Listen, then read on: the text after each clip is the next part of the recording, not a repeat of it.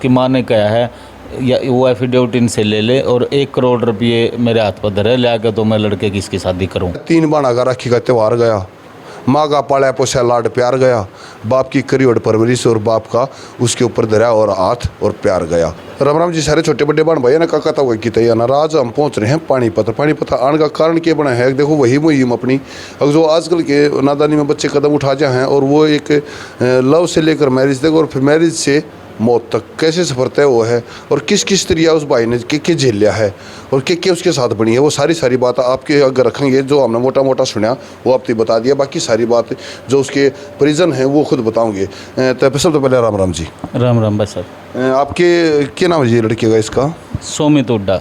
अच्छा, ये कद एक्सपायर हुए, कारण के बना, कैसे एक्सपायर हुए, वो बताओ सारी बात। जो 20 तारीख की नाइट में फांसी ली लड़के ने, उससे पहले जैसे दो तीन क्लास साथ पढ़े थे ये। वो लड़की का नाम मनीषा है, वो एनाफल कॉलोनी के हैं।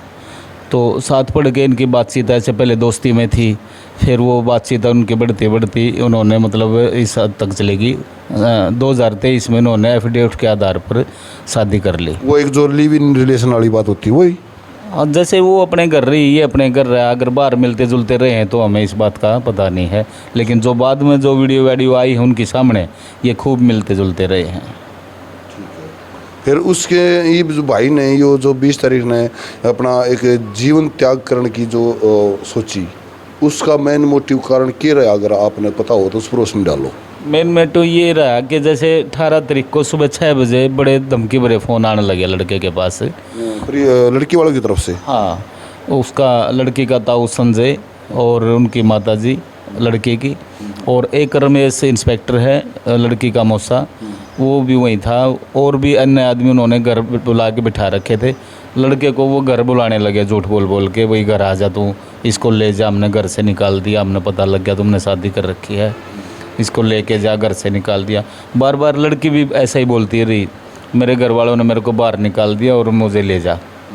तो फिर उसके ताऊ और वो पुलिस वाला बड़े धमकी दे रहे थे उसका, फ़ोन पर गाली दे रहे थे, तेरा मार देंगे हम। उसका बाप लड़की का वहाँ जापान में, तो उसने भी फ़ोन करके इसको धमकी दी है, मेरे तो आने में 50-60 हज़ार रुपये लगेंगे, मैं तुम्हारे को मरवा दूंगा वहीं। तो लड़का उस बात को वो पूरा परेशान हो के, तो फिर इसने हमारे को बताई घर कि मामा ऐसे ऐसे बात है, मैं मामा हूँ लड़के का, तो मामा ऐसे ऐसे बात है, 2023 में हमने कोर्ट में शादी करी थी एफिडेविट के आधार पर, मैंने वो देखी तो उन्होंने कर रखी थी। तो फिर उनको जैसे भी वो धमका रहे थे उसको, डर देने उसने घर बताई हमारे को, कह रहा मेरे को अकेला घर बुला रहे हैं। माँ भैया ऐसे नहीं जा कर देगी घर में किसी के, उन्होंने पहले से ही प्लान ऐसा बना रखा था। पुलिस वाले ने उसने पूरी रील तैयार कर रखी थी, अकेले को घर बुलाना है, उस पर मारना है, पीटना है, जो भी करना है, गलत एलिगेशन लगा के, तो मतलब उलझाने वाला काम उन्होंने सोच रखा था। फिर भाई जावा है नहीं जाता हक गिरवा है, हमने वो जाने नहीं दिया। हमने जैसे भी फिर मैंने कहा भाई उनके कोई बड़े छोटे से बात करवा दे, मैंने भी अपने बड़े छोटे की सलाह ली कि लड़के ने ऐसे शादी कर रखी है और बार बार घर बुला रहे हैं, तो क्या करें। न बोला भाई ऐसे घर नहीं जाना चाहिए, तो कुछ भी हो सका है। तो वो लड़के बार बार, उसकी मौसी थी जो पुलिस वाले की घर वाली, उसका भी फ़ोन आया सुमित के पास। पहले तो वो धमका रही थी उसको, फिर उसको आराम से बोलने लगी कि घर चला जा, मेरे घर वाला भी इंस्पेक्टर वो वहीं बैठा है घर पे, तो उसको ले आ तू। तो वो फिर भी हमने जाने नहीं दिया, भाई ऐसे नहीं जाया कर दे। फिर भी फ़ोन आते रहे उसके पास धमकाने के। तो फिर 1 बजे उसका इंस्पेक्टर रमेश का फ़ोन मेरे पास आया, तो वही मतलब कि तुम बीच में बैठने की बात कर रहे थे तो तुम थाने में आ जाओ। हमारे को वहाँ समालखा थाना में बुलाया और वहाँ भी बहुत हरासमेंट करा, हमारे को बहुत डराया धमकाया, कानून की धमकी दी कि भाई तुम्हारे पास कोई सर्टिफिकेट एफिडेविट या जो नहीं है कोर्ट का, तो तुम सारा कुनबा अंदर जाओगे, जेल की चक्की पीसोगे, तो तुम्हारे पे बलात्कार का आरोप लगेगा, सारे कुनबे पे मुकदमा दर्ज होगा। तो मतलब ऐसे बड़ा डराने लगा। आपने वैसे कहीं नहीं एक भाई मतलब बिना किसी पुख्ता सबूत के, बिना किसी जानकारी के और बिना किसी माध्यम के आप इतना बड़ा एलिगेशन लगा रहे हो कि आदमियों के सारे सबूत अपने आप बना लोगे? हाँ, वो फिर हमने वो दिखा दो ये, हमने दिखाया, फिर उसको वो एफिडेविट उसने पढ़ा। तो हमारे को पहले तो पूरा उसने कानून सिखाया है। हम 7-8 जने थे, मेरा भाईचारा था, तो फिर वो दिखा दिया। दिखाने के बाद फिर उसने वहाँ उसकी लड़की की माँ को फ़ोन करा। तो लड़की की माँ को कहने लगा इसने तो ऐसे ऐसे शादी कर रखी है और ये एफिडेविट है, इनके ये परिजन आ रहे हैं, मैंने सब कानून के बारे में इनको बताया है, ये भी जानते हैं। तो ऐसे कह के फिर उसकी माँ ने कहा है या वो एफिडेविट इनसे ले ले और 1 करोड़ रुपये मेरे हाथ पर धरे ले आकर तो मैं लड़के की इसकी शादी करूं। तो फिर उसने बोला कि लड़की से बात करा। लड़की भी मतलब ऐसे भला फुसलाई पूरी उसने। पहले तो उसने ये बोला मैंने सुबह बुलाया था क्यों नहीं आया घर, मैं बार बार घर बुला रही थी तो क्यों नहीं आया वो, अब मैंने नहीं जाना। इसमें जब बात आ जाए है कि हाँ सारी बात उजागर होगी, उसने उसके मौसा ने पुलिस वाले ने पता चल गया कि भाई इनकी शादी हो रही है और आपकी तरफ से फिर आपने अपनी तरफ से क्या पेशकश रखी कि भाई हम बच्चों को साथ में रखना चाह रहे हैं या नहीं रखना चाह रहे हैं, मतलब बच्चों के साथ देना चाह रहे हैं कि नहीं, आपने क्या रखा? हमने ये बोला मखा भाई साहब आप है ना, पहले तो दबकी आपने फ़ोन करके बुलाया हमारे को कि मैं समड़खा थाने का SHO बोल रहा हूँ। मैंने जाके बोला कि पहली बात तो आप SHO ही नहीं हो, आप झूठ बोल के हमारे को बुला रहे हो, और फिर थाने में क्यों बुलाए हम। फिर वो आपने बोला कि दूसरी पार्टी बुला रखी, मैं बातचीत करवा दूंगा, आप 10 मिनट बैठने की कह रहे थे, तो अब वो दूसरी पार्टी भी नहीं बुला रखी आपने, आप हमारे साथ धोखा कर रहे हो भाई साहब। तो ये बात चलते चलते सारी बात हो के तो मैंने पूछा भाई लड़की वाले जैसे जो चाहते हो हम वैसा ही करवा देंगे, देखो लड़की हमारा भी है, इज्जत हमारे भी है, तो मतलब ऊपर के कोई बात नहीं होगी। तो लड़के ने भी कह दिया था अगर वो अपने घर वालों की इज्जत देख रही है तो मैं भी अपने घर वालों की इज्जत देख रहा हूँ। ऐसे बात होते होते तो फिर उन्हें किस मुद्दे पे पहुँच जाती है बात कि कोर्ट में लिखवा दो भाई इसका, कि जैसे भी शादी करी थी ऐसे इनको दूर हटा दो। हाँ, उन्होंने जब मना कर दी, मैंने बोला मैं चलो भाई ठीक है कोई बात नहीं, अब लड़की ने मना कर दी और लड़के के घर वाले भी राजी नहीं हैं तो अपना हटवा देंगे इस बात ने। उसके बाद मंगलवार का समय रख दिया खुद रमेश इंस्पेक्टर ने कि मंगलवार को कोर्ट में जाके लिखवा दो, मैं खुद आ जाऊंगा साथ में। मंगलवार के हमने आबर लिमा चलो कोई बात नहीं लिखवा देंगे। लड़का भी थोड़ा सा सहमत हो गया, लेकिन अंदर और कुछ पालता रहा, वो खुश नहीं था लिखवाने में। तो फिर वो साथ देना चाहता था उसका लड़की का। हाँ जी बिल्कुल। तो उसके फिर भी मन में ये था कि मैं कोर्ट में जाऊंगा तो लड़की साइन नहीं करेगी, क्यों पहले बड़े बड़े जलासे दे रखे थे एफिडेविट के आधार पे, बड़े बड़े वादे हो रहे थे। हाँ बड़े बड़े वादे हो रहे थे, झूठा एफिडेविट बनवा के पैसे हटने का काम करते रहे, जब तक पैसे खाते रहे उससे अपना राजी रहे, जब पैसे खाने बंद हो गए तो लड़के का उसने साथ छोड़ दिया। उसके बाद फिर रमेश ने फिर फ़ोन करा मेरे को मंगलवार वाले दिन, करा राजेंद्र मेरी तो ड्यूटी लग गई है, मैं तो नहीं आ पाऊँगा, मेरा लड़का आएगा और वो मौसी आएगी लड़की की। तो फिर हम थाने में वहाँ कोर्ट में गए, मैं और एक मेरा दोस्त, मैंने अपना भांजा भी बुला लिया फ़ोन करके भाई आजा वो लिखवाना है। तो वो लड़की की माँ और लड़की की मौसी, खुद लड़की और वो रमेश इंस्पेक्टर का लड़का, वो चारों आदमी आ गए, हमने वो लिखवा दिया। लिखवाने के बाद सब अपना दूर दूर हो गया, वो लड़की उसकी तरफ हंसती रही, फिर भी वो बड़ा मतलब महसूस कर गया अंदर अपनी ये बात कि तेरी तो बेइज्जती इन्होंने कर दी, बड़े बड़े वादे करे थे, बड़ा बड़ा वो जलासे दिए थे। पहले उससे पहले बाहर जाने के भी मतलब पैसे मांग रहे थे कि भाई हम कर देंगे 18-20 लाख जो भी लगे तुम लगा दो कुंवारपण में, इसको बाहर भेज दो तो फिर हम बाद में कर देंगे। तो हमने ये बात सारी लड़के ने हमारे को बताई, हमने ये भी करवा के अपना इनका मामला हटवा दिया। हटवाने के बाद वो 13-17 सेक्टर वाइन शॉप पर काम कर रहा था लड़का, वो कहने लगा मैं ड्यूटी पे जाऊंगा, अब सीधा कोई बात नहीं, मैं इस बात को मन में नहीं रखूँगा। तो लेकिन मुंह उसका बड़ा उतरा हुआ था, बड़ा उदास था। तो उसके बाद भी उससे क्या बात हुई है क्या नहीं हुई है, वो सेक्टर 13-17 के वाइन शॉप पर चला गया। वहाँ पे वो तो वहाँ से निकला 10:58 पर निकल गया वहाँ से वो। तो उसके बाद निकलने के बाद हमने वो फुटेज वगैरह देखी जाके, वहाँ पे एक राहुल नाम का लड़का उसके साथ ही काम करा करता, उसने देखा भाई फ़ोन करके देखा, फ़ोन वहीं रखा था उसका। फिर उसने फ़ोन उठा के देखा उसके ऊपर भाई लिखा हुआ था, इस भाई का नंबर था उसमें, उसके मौसिया लड़का है, उसको फ़ोन कर दिया भाई सुमित नहीं मिल रहा है, आप जल्दी तो आ जाओ। तो फिर ये लड़का उसके पास गया और उसने अपने आपके भांजे का नाम सुमित था जो शिकार हुआ है, ये उसका सुमित हुड्डा था नाम। तो फिर ये मेरा दूसरी बहन का लड़का उसके पास ढूंढने के लिए चला गया। तो फिर उसने बटेऊ को भी बुला लिया, पास में ही था अमन को, ये तीनों लड़के उसको ढूंढने लग गए।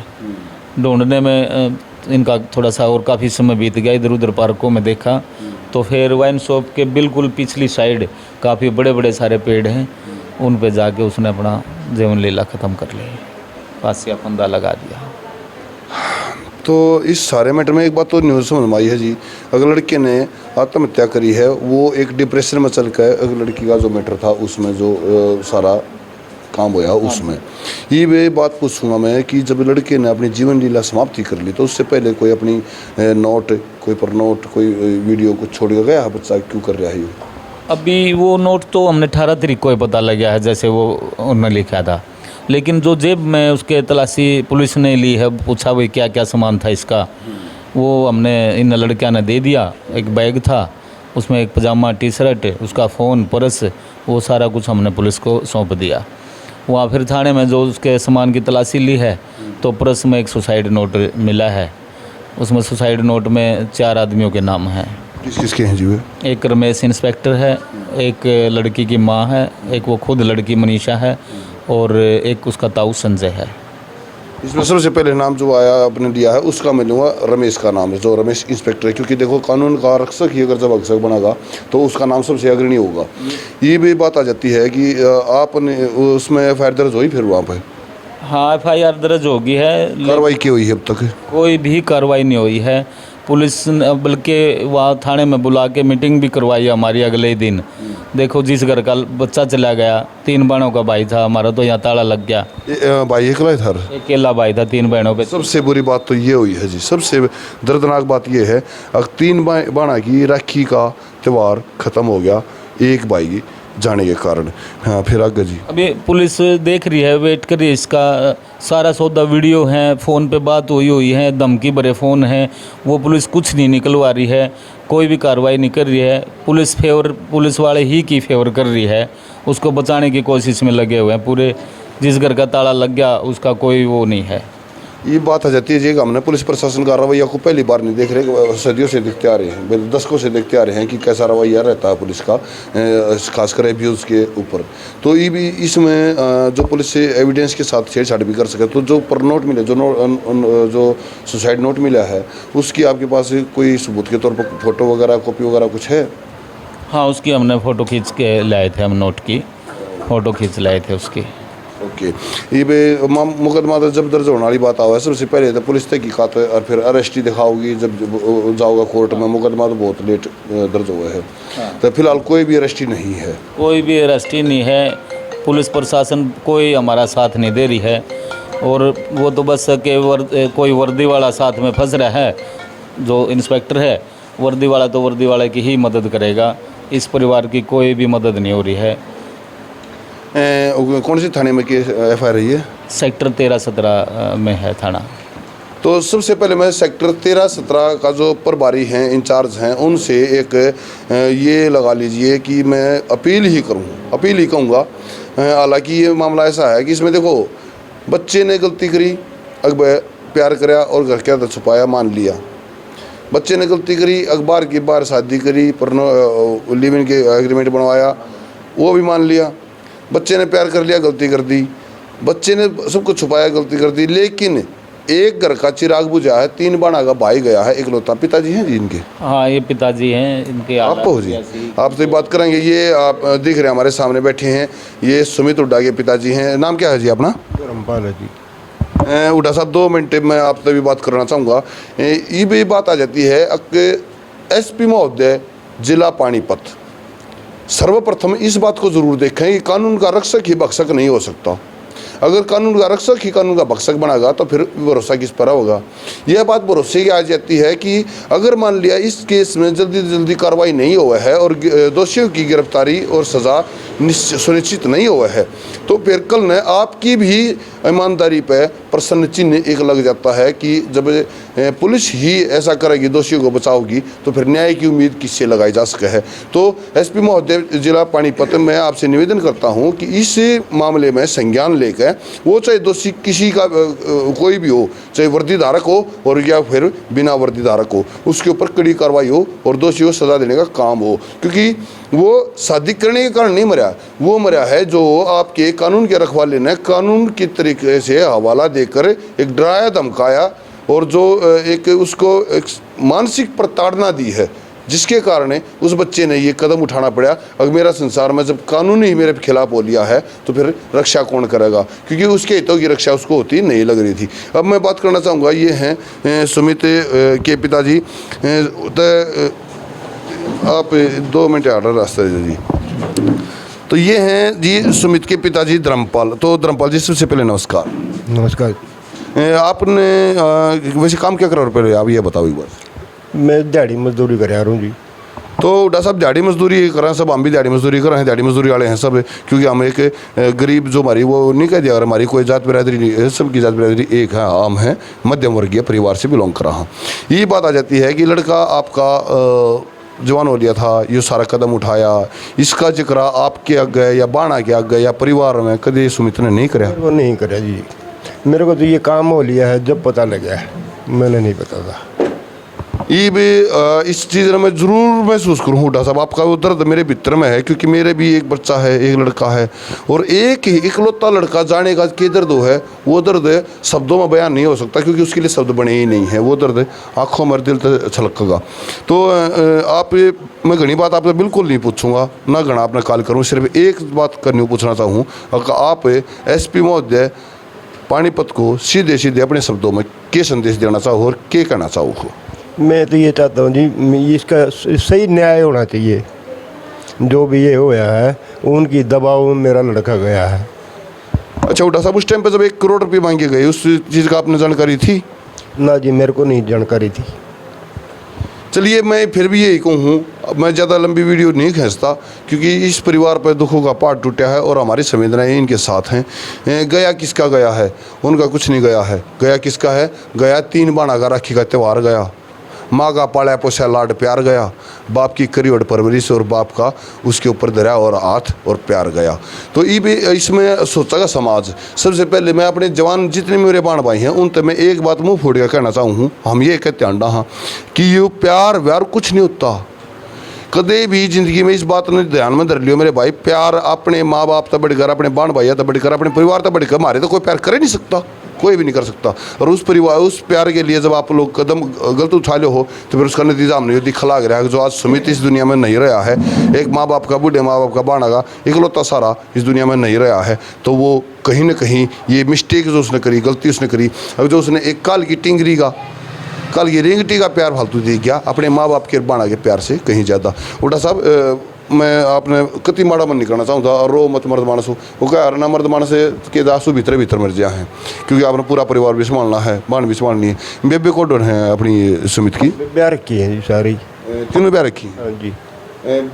कुछ एक आधे भाई बड़ा नहीं हो जाए, अगर भाई एकला छोरा था 3 बाणा के बीच में, कुछ न कुछ बाण के लिए ऐसा दिल मिलता हो जो उस समय बाणा के कभी जिक्र करे हो बेबे, ऐसी बात है कुछ? बस इन्हीं को थोड़ी बहुत बात इनको बताइए, भाई मैं ऐसे कर रहा हूँ, जो करीब ज़्यादा दबाव पड़ा उसके ऊपर, ये बताइए। वो भी बताइए जी, पहले कभी नहीं बताई? पहले नहीं पता था। तो मैं हमारी जो अब स्कूल में पढ़ा कर दे एक साथ सारे बच्चे, ये स्कूल से शुरू हो गया था ये? हाँ, स्कूल से ही। तो मैं हमारी जो सह पत्रकारिता हैं बबली वर्मा जी, वो उनकी बाणा तो बात करेंगे, वो उनकी बाणा का दर्द। हाँ जी, इनने ये पता नहीं था भाई, ये इनने कुछ अपने कुछ कर रखा है, मतलब ये परिवार में किसी ने बताया नहीं था ये बात। ये मैंने तो भाई स्कूलों में बच्चे जाओ हैं आप शरीर में, बस जान पहचान है इनकी, बस ये समझ। तो उन बाणा का दर्द आप तक जरूर पहुँचाऊँगे, और SP साहब उन बाणा का दर्द देखकर, उस माँ की तकलीफ देखकर, जिसकी कोख उजड़ी है, इकलौता गया है, उसका दर्द देखकर आप उचित न्याय करोगे और दोषियों को सजा दिलाने का काम करोगे, ये हमारा विश्वास है। और हमारा विश्वास बना रहे, इसके लिए आपका विश्वास मत होना बहुत ज़रूरी है। तो आगे की पूरी अपडेट के लिए बने रहिएगा ज़मींदार मीडिया पे दिनेश गहलोत के साथ। जय हिंद।